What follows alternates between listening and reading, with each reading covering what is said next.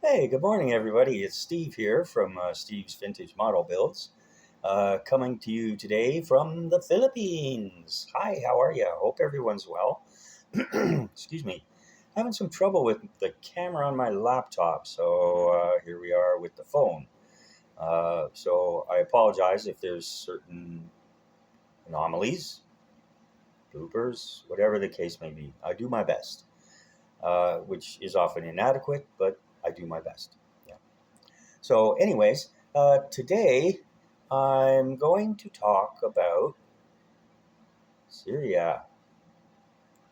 And I haven't age restricted this video because it's mostly going to be factual. And I will provide a certain level of commentary, but no opinionating. Well, maybe a bit, but anyways. So it's not age restricted. Um, but, I doubt any young people will really be interested. But parents, guardians, uh, you might not want your kids involved with any of that. So, in any case, uh, uh, I don't expect there to be anything what do you call it, offensive, except to those who are terminally offended. But I can't help that. So, okay, yeah. So we're going to talk about Syria today and the fast-moving events there. But before that, I'm going to flog a couple products. Okay, and I want to make it clear. Okay, I don't get any compensation for this, and I don't expect any compensation for this. The first one is, here we are in the Philippines. It's 85, 90 degrees, 30, 32, da, da, da, da, da. And I found that my Canadian antiperspirants and deodorants for the underarms have been mostly, well, kind of like Joe Biden, impotent. So, anyways, I saw a commercial on TV, and it was for this. It's backwards because this isn't a single lens reflex. It's Rexona Men's Ice Cool, and although I found this in the Philippines, it is available. It's a Unilever product, available globally, I expect, and it's the official underarm deodorant of Manchester United. Haha. So my British friends and others, keep an eye out for this. It's super effective and keeps me nice and dry and cool and handsome too. Yeah. Okay. So enough of that. The next thing is I showed this before, and this is a travel adapter by a company called NT Pro. I do believe it's a Japanese company uh, because I avoid, well, anyways. Um, and it's great. It's a travel adapter. And of course, it's good for, I think it's like 110 to 240. So it has a built in transformer for for whatever you want to plug in. And of course, here you've got all the different styles of outlets. And here, if you want to, okay, there you go. Here's your USA, UK, I think no, USA, Canada, and here in the Philippines too. So you just slide the slider for the particular thing that you want, depending on where you are. There you go. This is the UK one, I think.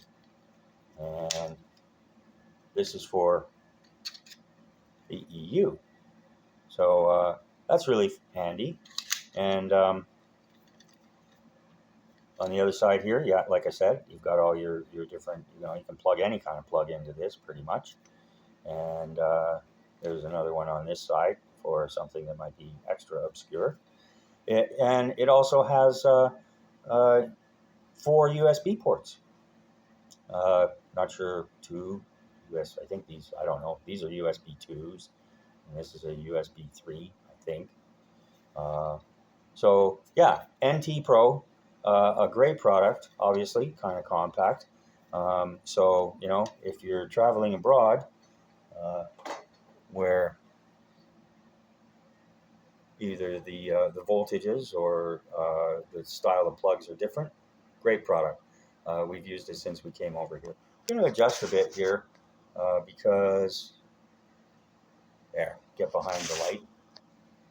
Uh, okay, Steve, keep moving in the wrong direction.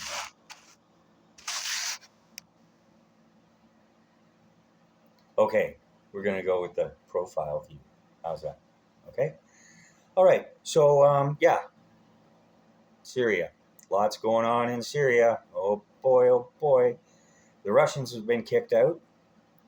Iran's been kicked out, and most of their forces defeated. The U.S. pasted ISIS today. Uh, ISIS camps, as well as destroying Syrian military equipment that was left behind when the again uh, militarily ineffective Syrian defense forces or Syrian army, whatever they call it. Uh, Easier just to say useless. And this is a common thing. You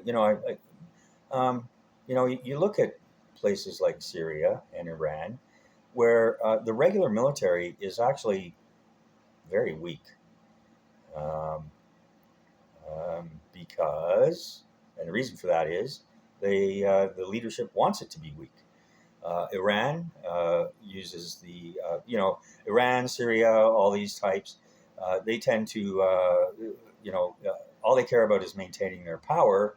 And of course, the military can be a threat to that power. So they use internal security forces as well as, uh, elite forces like the Iran Revolutionary Guards, Quds Force, although I think those are turning out to be kind of impotent as well. In any case, yeah, so they ran away, the Russians ran away, and Assad was already in Russia, and I guess he decided to stay. um, his wife was born in the UK. She's Syrian, Arab, Arab Syrian, Syrian Arab, whatever you want to call it. She was born in the UK, and Assad was trained as a ophthalmologist. I think he's like an eye doctor, um, and he trained in the UK. So, but they went to Russia, and hopefully Starmer and that gang won't be welcoming them with open arms. So yeah, to digress a bit, I think about the little message you get sometimes in the fortune cookies, which aren't Chinese. They were invented in the United States, and the major fortune cookie factory in the world, as well as the United States, is near San Francisco. And again, as most what we call Chinese food, or used to, it's different now. Things have been globalized a bit more. But it's not really Chinese, anyways. It was stuff made by Chinese people and dishes developed by Chinese people to suit American tastes.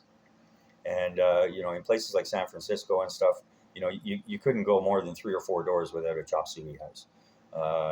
Americans in the 20s, 30s, and 40s, they went nuts for chop suey, and why not? It's vegetables, stir-fried vegetables. Yeah, yummy. Okay, so yeah, fortune cookies. The message you get sometimes is you will live in interesting times. Yeah, why not? And so here we are living in very interesting times and very dangerous times as well. So I'm going to start off by saying, for those who are celebrating that Assad is gone, uh, don't, you know, just don't. I mean, it's good that a brutal dictator is out of power, but the people who are replacing them are Al Qaeda, ISIS, Islamofascist terrorists um, who have pledged to turn Syria into an Islamic caliphate like Afghanistan. Well, better than Afghanistan, but like Afghanistan. So that doesn't bode well for either democracy or the Syrian people. The Syrian rebels, the pro-democracy Syrian rebels, they had some territory, but I expect they'll be next on the list for elimination, which is unfortunate, along with the Kurds. And here comes the commentary part. We can trace all this back to Barack Hussein Obama, who, during the first Syrian uprising, uh, handed it over to Putin. Russia, Russia, Russia. Handed it over to Putin, drew red lines. Don't use gas on your own people. Don't do this. Don't do that. And Assad promptly crossed all those lines, and Obama did nothing except probably smile.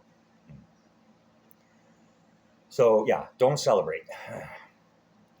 And U.S. Central Command, I mean, somebody grown up is in charge because, they're not waiting for President Trump to come into power. Like I said, they're pasting them now. And Iran's fortified the Golan Heights. And so, my prediction, at least for the near future, is that, Syria is going to become the new Lebanon. And for the longer term, though, if things are done right, there's going to be a lot of hard work, both military, diplomatic, and economic.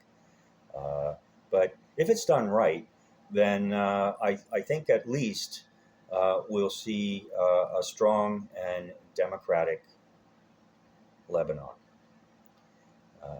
So, I mentioned Obama and, Obama's third term under Biden, under which, sorry if there's a theme here, but, the Biden foreign policy has been flaccid at best and destructive at worst. And we're seeing all of that now. The only thing to be happy about, as far as I'm concerned, is that Obama and Kerry and Biden are all seeing their machinations and constructs and all that kind of stuff. They're seeing it crumble before their eyes. So we can only hope that, we know what will happen to Biden. He'll go off to sleep and for however long until, he meets the big sleep. But for Obama, Kerry, and their ilk, all we can hope is that, their day is done. Their day is done. And although there may be those who, within and without the United States, who do their best to, even supposed allies, do their best to undermine Mr. Trump's foreign policies and so forth, it's going to be good. But it's going to take a long time to sort these messes out. And I say flaccid foreign policy because, diplomacy and foreign policy, these are things you have to go to work on every single day. Never let up and never take your eye off the ball, shall we say, which is basically what's happened over the last 4 years. they, under Blinken, I call him Winken, Blinken, and Nod. Uh, uh, you know, Winken is Biden, Blinken is Blinken. No, actually, Winken was Kamala, Blinken is Blinken, and Nod is, guess who? Joe Biden. Uh, I also coined a nickname for Blinken. That is Blinken. Blinken will miss it. Yeah, Blinken will miss it. So the hard work hasn't been done. It's not fun work, but it's work that needs to be done, and the effort needs to be put in every single hour of every single day. And their way of operating is, just to kind of let things go along, and then when it blows up into a big disaster, they try and run in and contain it. And well, we've seen how that's worked out, not well at all. So the Middle East is a total mess. Russia's near collapse, which again might seem like a good thing, but not necessarily.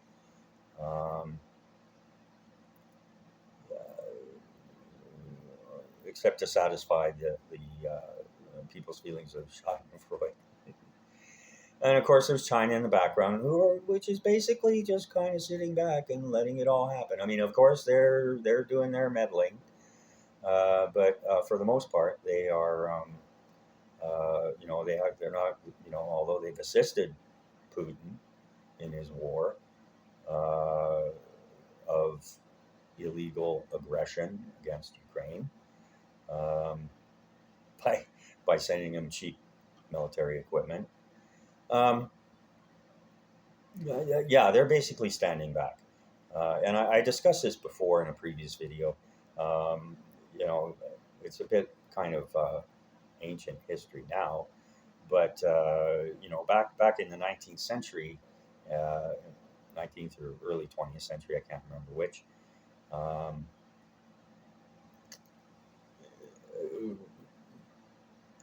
Russia took a bunch of territory from China, and they want it back. They're not going to fight a war over it, but they're just going to wait for Russia to exhaust itself so they can walk in. And the part we're talking about is on the eastern coast. Actually, from Japan, it's the eastern coast of the western coast of the Sea of Japan. Hello, Steve. The western coast of the Sea of Japan, which obviously is between Japan and also North Korea, China, and Russia. And so the Chinese want that. They want the access to continue to consolidate and threaten the rest of the region: Japan, Philippines, Vietnam, Taiwan. The list goes on and on. So that's the big thing that's going to have to be dealt with, so whatever foreign policy team President-elect Trump puts together, they're going to have their work cut out for them. And from what I've seen, he's chosen good people. The biggest issue, of course, will be cooperation from the State Department, or lack thereof, as well as others working to undermine that, both domestically and internationally. So yes, don't celebrate. Unless you're happy that Islamofascist terrorists have taken over another country. Yeah. I feel badly for the Syrian people, and like I say, this is a direct result of stupidly insane and flaccid foreign policy. They don't get it.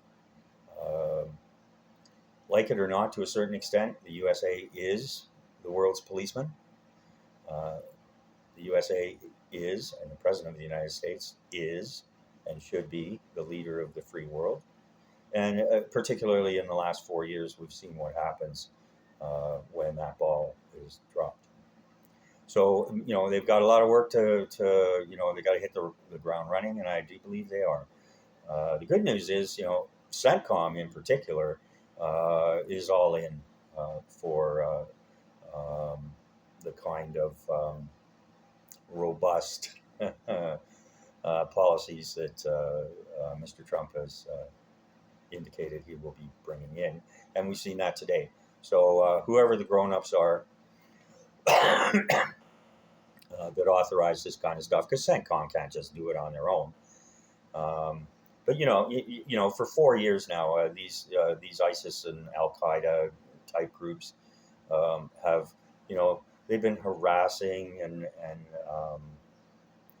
causing casualties and all sorts of different things with very, very little response, only limited response. Tit for tat. Okay, you fire a few mortars at us, we'll fire a few mortars back at you, and then we'll all go home and have our cocktails, or go to the Pentagon and have our cocktails, or the White House, or wherever these people go,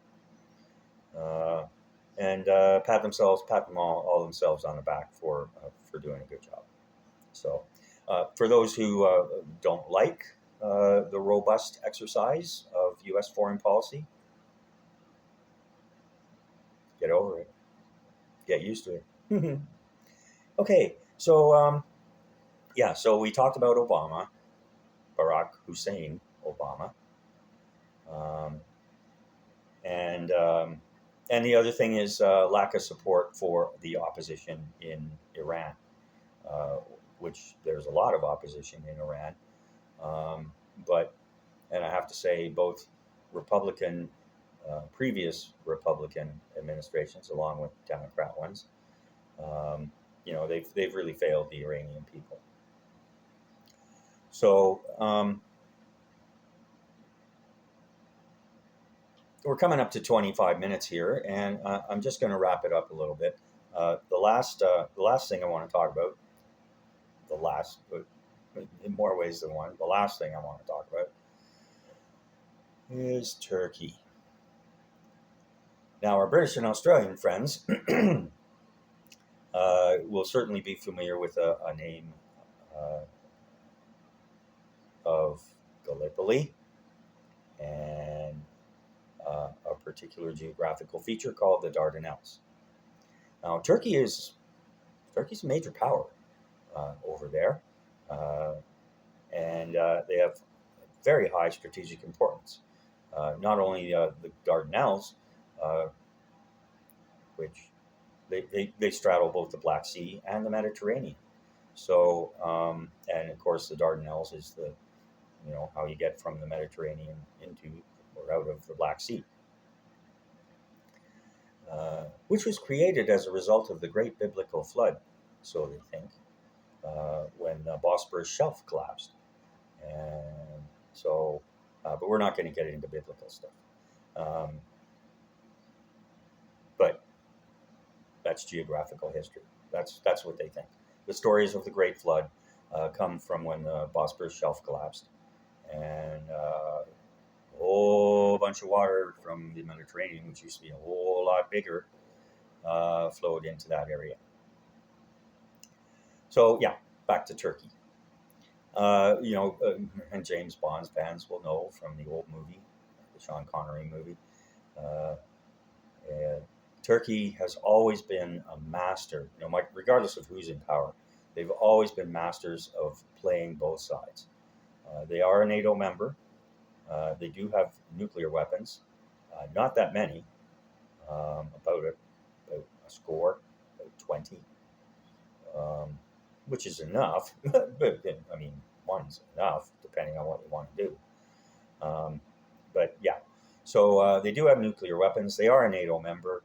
Unfortunately, there's no way for NATO to expel a member. That's just the reality.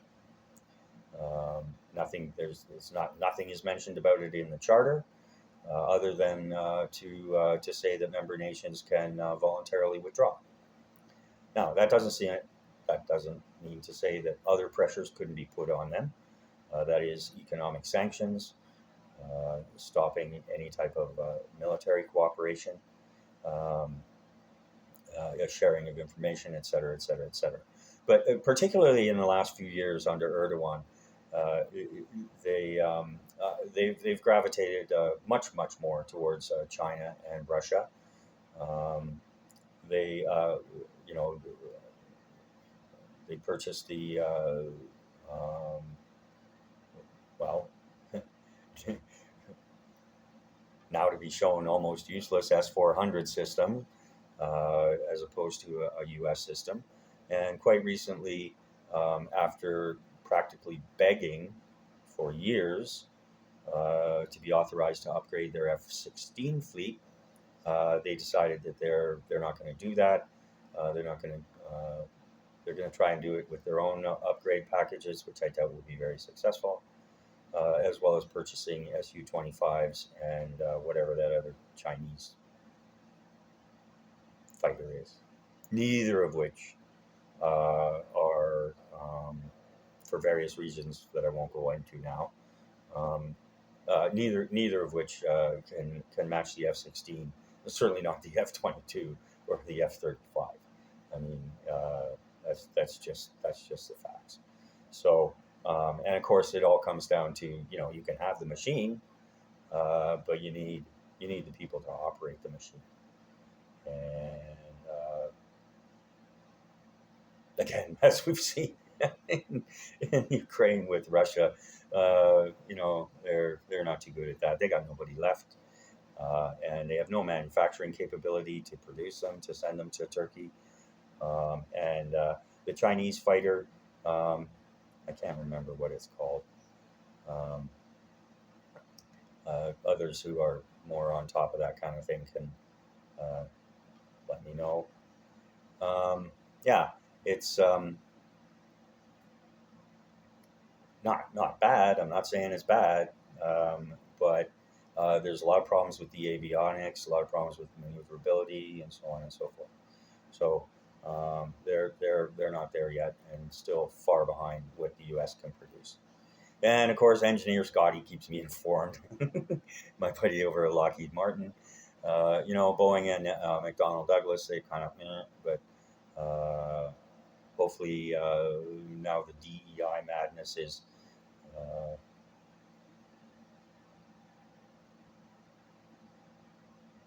waning, shall we say.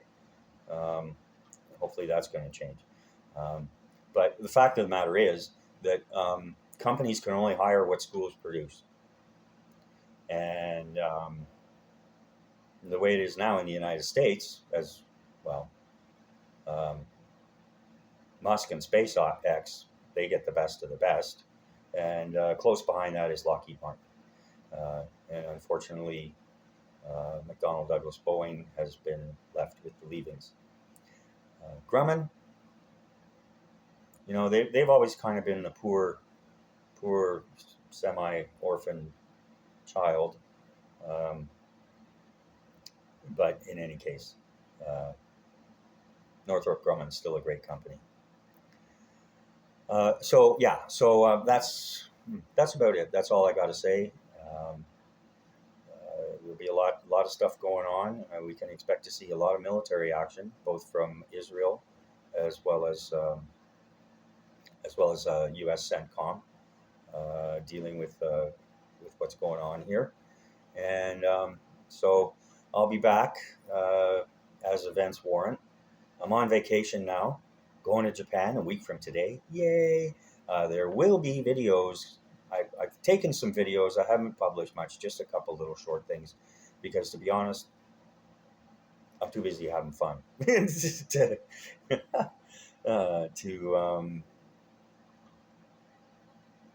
spend my time editing. Blah, blah, blah, blah, blah, blah, blah. So I posted a couple things. We went to the volcanic hot springs the other day. Had a wonderful day with the family. Got a couple family birthdays coming up. Young nephew or great nephew. Get this! My British friends are going to love this. The family name is Martin. That's my brother-in-law, Oliver Martin, and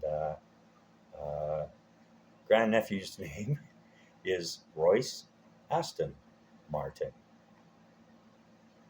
Way to go, Richard. You know your cars and you know quality. So there you go. How can you go wrong with a kid named Royce Aston Martin? Boy, oh boy. And I'll tell you, he's just turning 2 and he's a speedster, man. Oh, you know, I was telling them that, they're, grandma, or they call it Lolo here. Lolo Edith, Oliver's husband, Richard's mother. She's just been run ragged with the kid.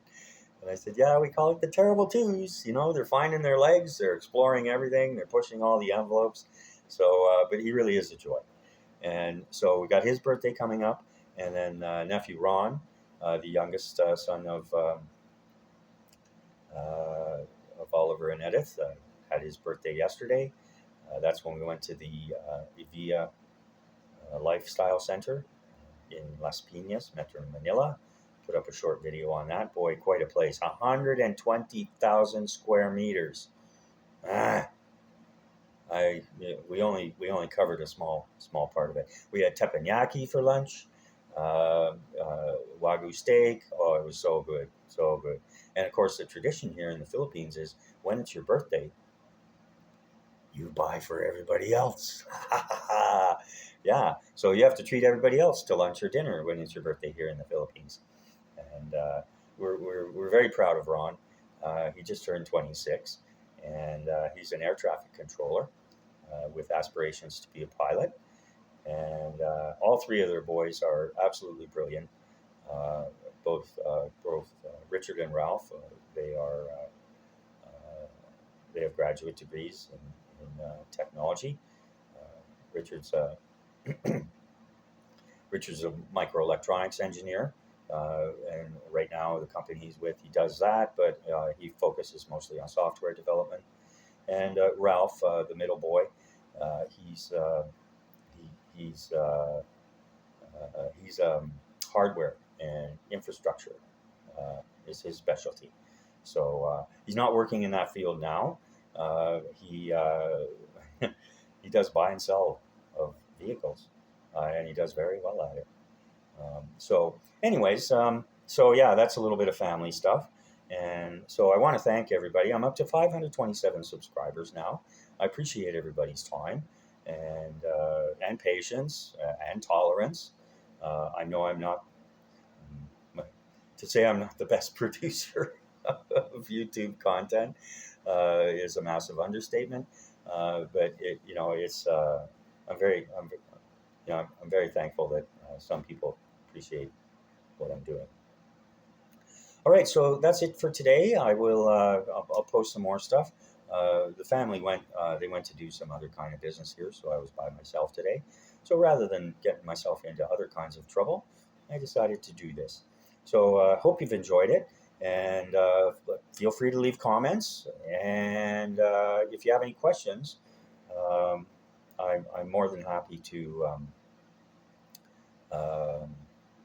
answer them. So just put them down in a comment. I'm not fishing for comments. I appreciate them, but it's a complicated subject. It's a complicated area, and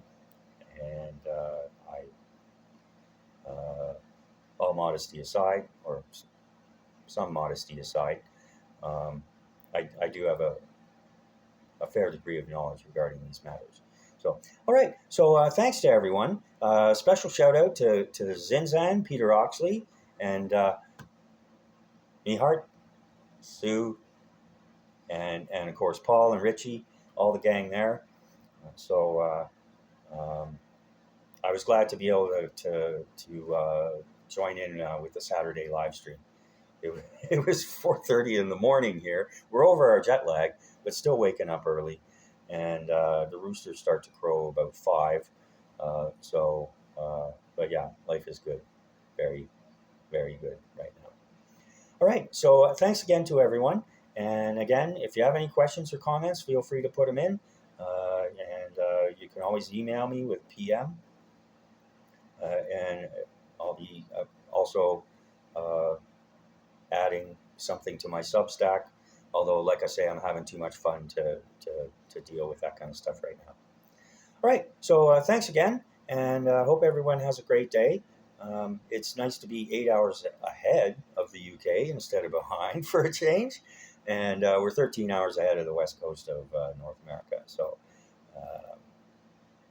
but right now it's just about 10:30 in the morning, and I'm going to go. I had to have my glasses repaired. This is a different set of glasses, which I fortunately had the foresight to bring with me. Uh, my regular glasses, which I've had for years and I love, I slipped them into the funny little pocket there on the airplane. We were in business class, but they still have the funny little pocket there. Stupid me. Anyways, in my sleep, I knocked them on the floor and managed to kick them around quite a bit. So they needed new lenses. So I'm going to go pick those up today. And so there'll be more to come. But I think, except for relatively short videos, I think I'm going to save all my videos until we get back, and then put it all together in a montage.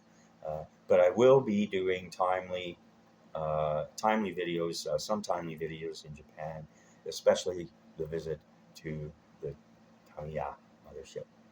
All right. So thanks again, and hope everybody has a good day. Hope you're well, and we'll be seeing you. Bye now.